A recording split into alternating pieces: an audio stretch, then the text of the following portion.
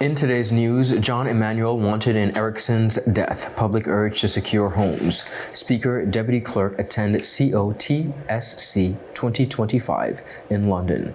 Residents, students engage in BVIHSA strategic planning meetings. 2 upcoming trade missions to St. Martin as well as the DR. We have the details of this and much more when 284 News returns. Life is unpredictable, and when a storm is coming, having a plan can make all the difference. We need a plan in case of a hurricane. Everyone, let's work together on this. This is where we go in case if we need to evacuate. This is safe away from flood zones. I will use this room as our secure space if we have to stay home. Don't forget to save our local contacts and also our off-island contacts. Right, and we need to have a plan for our pets too. They can't go to shelters, so we need a safe place for them. In case we get separated, we should have a meeting spot. How about the community center? That's good, and we can leave a note there too. I feel safe knowing we have a plan. With a plan, you're not just preparing for the worst, you're taking control of the situation. A message from the Department of Disaster Management and 284 Media. Hello everyone and welcome to this edition of 284 News. It is Friday, May 16th, 2025. I'm Ron Grant, bringing you the very latest out of Tortola within the Virgin Islands. Thank you so much for joining us, and a happy Friday is wished to all. The Royal Virgin Islands Police Force has officially named Trinidad and Tobago national John Small Brent EMMANUEL, also known as Brent Dane Dangelis, as a suspect in the death of Nyron Erickson. The identity of one suspect in one of the murders, and I will pause here to explain that yesterday, because of some concern around vigilante justice, potential vigilante justice, we did not overnight name who that person was, as in which murder the person was connected with, I should say. But today I'm prepared to say that because we met today, we had additional information which changed the situation on the ground. And as such, we're now in a position to say that this wanted suspect, about whom we promulgated a bulletin yesterday, is wanted in relation to the murder of Nyron Erickson, which occurred last Saturday, 10th of May 2025. You would have seen the bulletin. I'm sure it's available to you, but just to repeat here, that we are we're pleading for the help of the public to assist us to get this person into custody. Authorities are urging the public to avoid contact with EMMANUEL, warning that he is armed and extremely dangerous. We believe that aside from the fact that he's of interest to the investigation, he poses an ongoing threat to public safety, which affects us standing at this podium, yourselves in the audience, as well as persons listening online. So we want to arrest John EMMANUEL, who prior had another identity, Brent Danglade, and he goes by the street name Small Brent. EMMANUEL, who is known to have been involved in multiple violent crimes, is considered a serious threat to the public safety. He has been linked to a series of offenses, including kidnapping, extortion, and multiple murders. The police have advised that he should not be approached under any circumstances. Citizens are being encouraged to lock and secure their vehicles, boats, vessels, and homes to reduce the risk of victimization and prevent their properties from being accessed or used by the suspect. Speaker of the House of Assembly of the Virgin Islands, the Honorable Karine George Massicott, and Deputy Clerk, Mr. Linton Leonard, are attending the Commons and Overseas Territories Speakers Conference in London. The conference will be held from May 13th to May 16th and will see a coming together of parliamentary leaders from across the Commonwealth Overseas Territories, facilitating the exchange of knowledge, discussion, and best practices, and strengthening of interterritorial cooperation. Speaker, Honorable George Massicott, said the territory's participation in the meeting underscores the House of Assembly's commitment to maintaining the highest standards in parliamentary governance while advancing the interest of the Virgin Islands on regional and international platforms. She also said, and I quote, "The conference serves as an invaluable opportunity to enhance parliamentary procedures, improve legislative efficiency, and foster democratic practices. This aligns with the House's mission to provide essential support, services for members, and to educate the public about parliamentary democracy." The speaker also said, and I quote, "We eagerly anticipate the insights and the collaborations that will arise from the conference, contributing to the ongoing development and effective functioning of the territory's legislature." Now, viewers, this engagement reflects the House's vision to be recognized locally, regionally, and internationally as a leader in the provision of parliamentary services. The British Virgin Islands Health Services Authority, in partnership with KPMG, has concluded the second round of public consultations as part of its mission to develop a forward-looking strategic plan for healthcare in the territory. Now, this phase, viewers, of the consultation process focuses on the sister islands of Virgin Gorda as well as Jost Van Dyke, where residents share their insights, concerns, as well as expectations for a more responsive and equitable healthcare system. While many attendees highlighted long-standing issues such as emergency response, specialist access, and infrastructure gaps, others expressed a growing sense of hope that the initiative signals a genuine effort to design a healthcare system that reflects the voice of the people. The community meeting was held on Tuesday, May 13th, 2025 on Jost Van Dyke and was especially well attended. Residents turned out in significant numbers, with students from the Jost Van Dyke Primary School also participating. The students offered thoughtful questions and perspectives, underscoring the importance of the involvement of youth in shaping the territory's healthcare future on a whole. It has been truly inspiring to hear directly from the people, their passion, their frustrations, as well as their ideas. This was said by Mrs. Cordine Malone-Smith, Director of Hospital Services and BVIHSA's liaison for the KPMG-led planning process. She also said, "What stood out, particularly about Jost Van Dyke, was the engagement of our young people. The students came prepared with important questions and clear expectations for their future healthcare system." Their voices reminded us that this plan is not only about today's system, but the kind of care we want for the next generation. KPMG, in consulting firm leading the development of the strategic plan, will engage and continue to foster stakeholder relationships with internal members of the BVIHSA system over the next few days. These sessions are aimed to further explore operational realities, opportunities for improvement, and pathways for innovation within BVIHSA's healthcare infrastructure. Up next, BVIEC's Transparent Bill reflects customer support and much more local news. We'll be right back after a quick commercial break.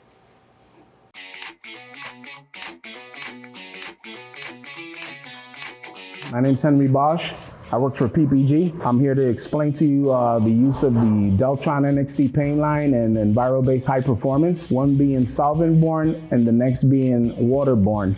The difference is that one is totally manufactured with rosins and thinners and all the good stuff that solvents bring, versus our new technology, which is waterborne, which is 100% latex. What we're gonna do is that we reduce the solvent-borne with a DT885, which is a mid-temp reducer, and the waterborne uses T494, which is a waterborne reducer. We will today be using either DCU 2042, which is a speed clear, or we will be using DCU 2021, which is a classic. We have here our equipment. We have 8-ounce measuring cups, and we also have our 32-ounce mixing cup. We will also have with us our Venturi. This is a blower for us to dry the waterborne paint, which speeds up the process. The good thing about waterborne paint is that as soon as it evaporates, you're good to go. So now Gilligan will dilute the waterborne paint with the waterborne reducer. We made 8 ounces, that would be 1.6 ounce. It always has to be properly mixed until we get an even mixture within the paint mixing cup. So when we spray, we don't see uneven coats of color. So right now we're filling our paint gun with 8 ounces of diluted paint. We're gonna see how far 8 ounces will take us. Waterborne paint seems to look blotchy on your first coat. Don't pay no mind to that. Don't try to achieve full coverage on your first spray. Excellent. Let it dry. So the process in waterborne is 2 even coats, and then we have what we call a dust coat. Well, now we're gonna have Mr. Brown apply the first coat of clear on his waterborne panel. We'll let it flash off, and then he'll come back and coat it with his second coat to finish it off. As you had seen in the previous shots, we had a little blotchiness, and you'll see some patches. That's all due on purpose to sandpaper to prove that with EnviroBase high performance, all technicians, the body work has to end at 800 grit or plus. Well, EnviroBase is like, we're trying to shift everyone into that slowly but surely. The entire west coast of the United States and all of Canada has already been on waterborne for the past 10 years. And now soon it'll be the eastern seaboard, which covers the Caribbean. So when that happens, we'll all be affected. So it's best to start now, start trying and applying waterborne, because eventually everyone will be on it. And referring to technicians, it's less harmful because it doesn't have all the toxic chemicals that solvent-borne paints do. Welcome back, everyone, and thank you so much for sticking with us. With the pause in tariffs by the United States and the exemption of tropical shipping by the U.S. government, the BVI would not be resting on its laurels, according to the Premier and Minister of Agriculture, Dr. the Honorable Natalia D. Wheatley. He has made it clear that apart from the efforts made locally to strengthen food security, government will be involved in 2 upcoming trade missions. Speaking on the government-organized program Virgin Islands Voice on Wednesday evening, the Premier said the first trade mission will be to St. Martin this Monday to have talks with the country's government. He said even though recent talks between China and the United States have resulted in dramatic decrease in tariffs, the BVI cannot afford to rest on its laurels and just relax based on this good news. Cannot afford to just to relax based on this good news, because of course we have a great deal of uncertainty in terms of the trade policy of the United States and other places. And then in addition to that, there's always one or another crisis which shows us that we need to focus more on our food security. So we're being proactive, even with the good news of being able to travel firstly to St. Martin, which we will be traveling for a meeting on Monday. Right, so it's imminent. We're going to St. Martin on Monday to engage in discussions with the government there. And we also have a number of items on the agenda in the best interests of our people as it pertains to specifically to trade, but other areas as well. And then later this month, we'll be traveling to the Dominican Republic, somewhere around the 27th. We'll be having meetings with government officials there. Of course, the Dominican Republic has prepared a document for mutual cooperation, and of course, we'll go through the proper protocol in terms of cabinet, etc. But we have a number of areas that we will be looking at. They have a big food festival taking place in the Dominican Republic at that particular time. And so we look forward to those trips. We have, a delegation of essential persons traveling on that trip. And then, of course, we will report back to the people of the Virgin Islands. Premier Wheatley also spoke about an initiative taken this week aimed at strengthening the relations between the BVI as well as Jamaica. We know that Jamaica is one of the best in the world as it pertains to sports. We know that Jamaica is one of the best in the world as it pertains to cultural industries, the cultural expression. We know that Jamaica has a fantastic tourism product, renowned all over the world. We know that Jamaica has a huge port, similar to the Dominican Republic, where lots of goods are transshipped from places as far as China and other places in Asia. And through strengthened relations with Jamaica, we too can see some level of benefit. We also have our CARICOM Heads of Government meeting coming up in Jamaica, where we'll be able to engage directly with government officials from Jamaica in the margins of the Heads of Government meeting. So very much, Kyria, we are on the move. I should recognize in her absence Honorable Lorna Smith, who has been leading the charge as it pertains to these trade missions, but also, it involves stakeholders from a number of different ministries and departments. The British Virgin Islands Electricity Corporation continues, they say, to lead the way in utility transparency and customer empowerment with the rollout of its newly designed electricity bill format, which was officially implemented in April of 2025.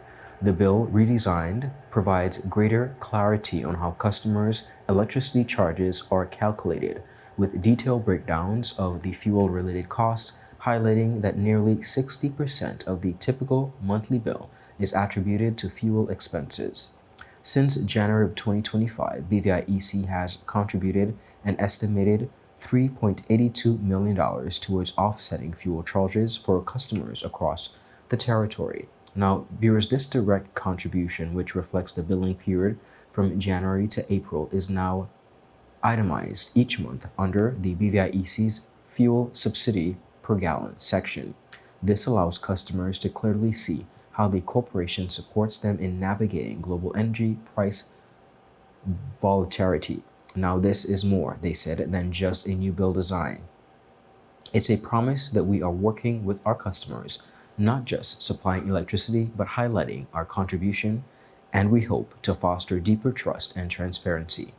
The transparent billing format includes cost of fuel per gallon, BVIHSA's fuel subsidy per gallon, customer fuel surcharge per gallon, and Chief Financial Officer Ms. Carmen Sully reaffirmed BVIHSA's commitment, stating, and I quote, "We want our customers to know that they are not facing rising energy prices alone. Our monthly fuel subsidy, now clearly displays on the bill, demonstrates BVIHSA's continued effort to support every home and every business."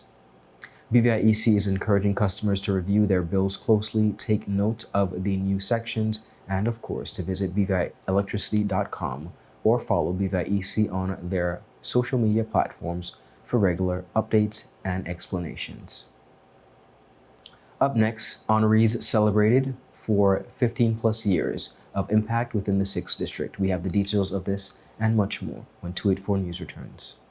At Higher BVI, we're not just about business. We're about empowering lives, and that is because we aspire to inspire. By choosing us, you're supporting a company that believes in equal opportunities, diversity, and community growth.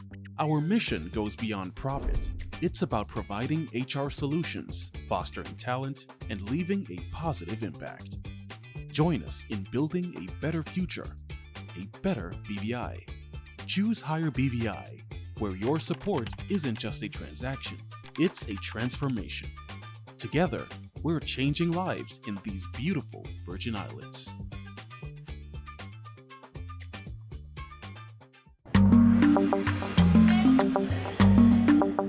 Yo, everything good, Dad? Aye.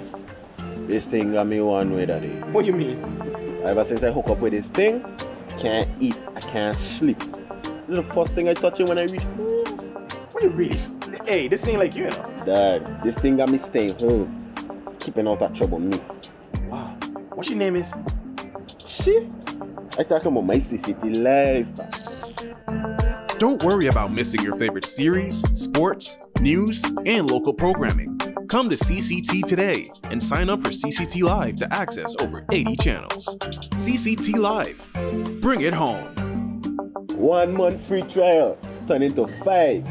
5 months turn into, well, you know I huff. I watching ball. I been watching football.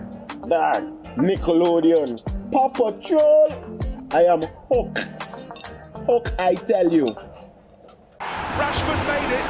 Manchester United have come from behind to lead. At home or on the go, watch CCT Live. Download our app and carry your favorite TV shows, news, or live sports anywhere you go. Visit cctbvi.com/live, select your package, and tune in.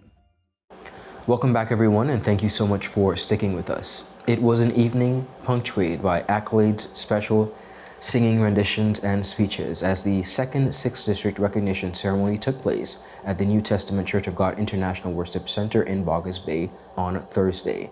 With the sanctuary beautifully decorated in shades of purple and honorees well decked out, it was time to pay homage to those persons whose contributions have been felt throughout the district.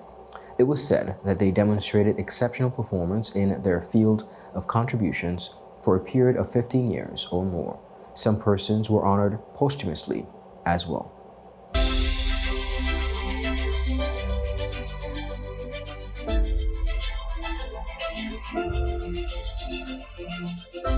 Again, in the era of construction, Mr. Naptitli James.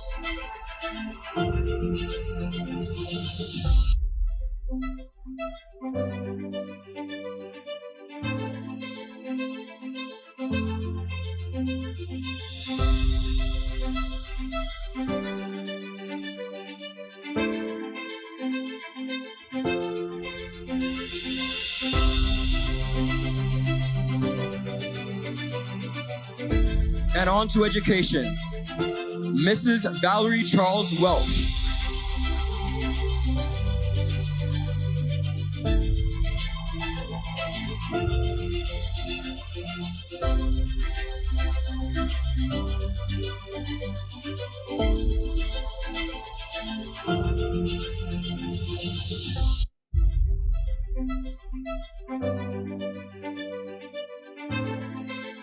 Again in education for the Lifetime Achievement Award, Mr. Elvin Stout, posthumously represented by his lovely wife, Bernice Stout, and son, Dion Stout.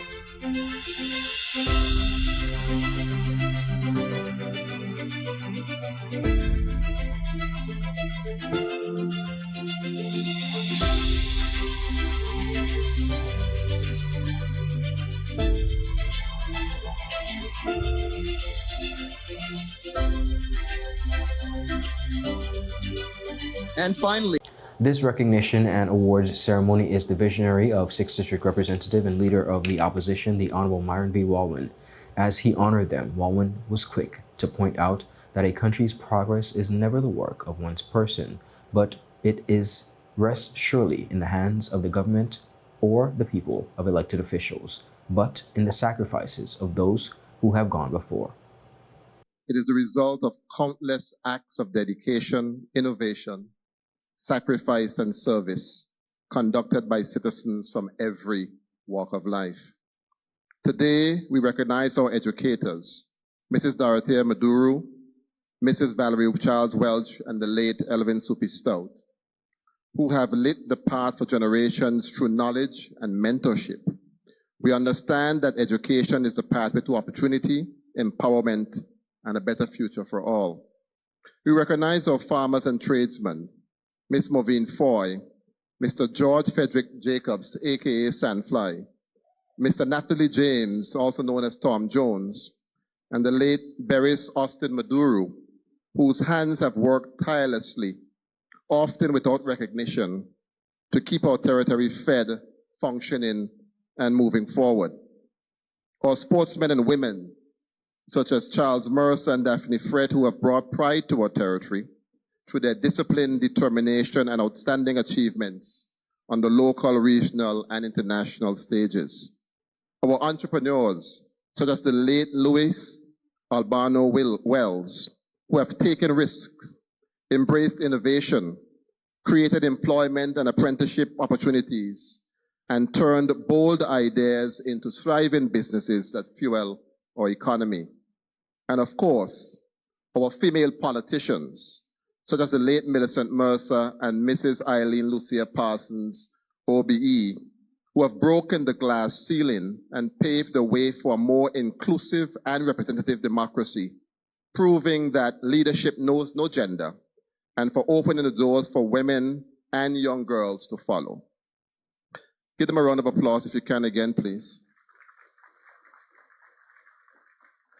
Their contributions remind us that patriotism is not just shown in words.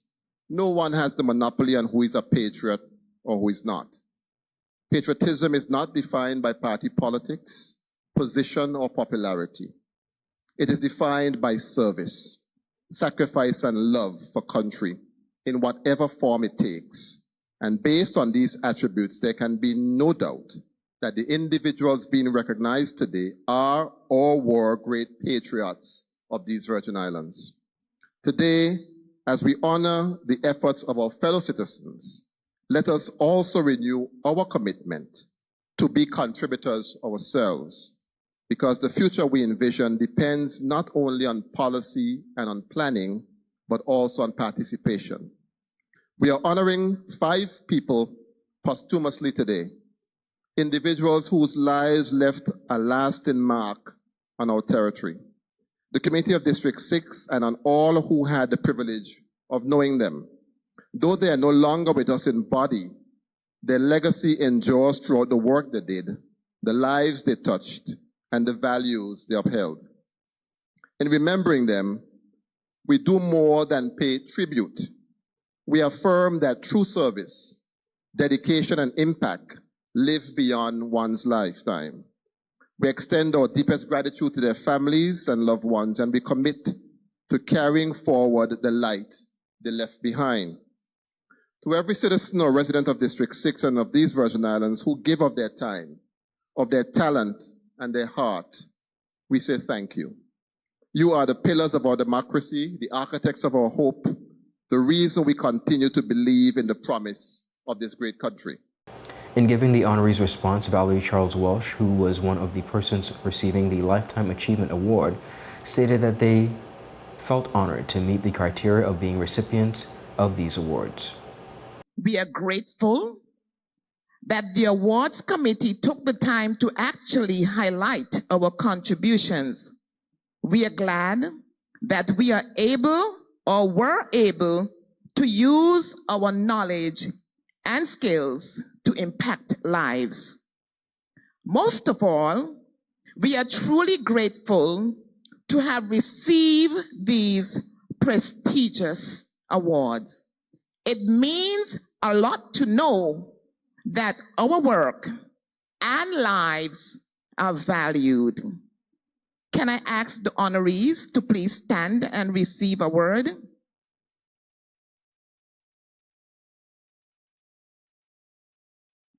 As I listen to the biography of you, my fellow honorees, I was amazed to learn of the great wealth of knowledge from among such a diverse quality of persons. This was logged in our history today. Audience, please stand and give them your best applause.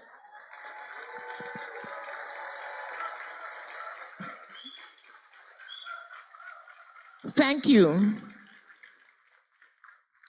We are happy to have served our district and community in various capacities. Success definitely. Thank you, honorees. Thank you so much. Success definitely is about teamwork. My fellow honorees and I are aware that we are not the only characters in our stories. Neither were we the only traveler on our life's journey.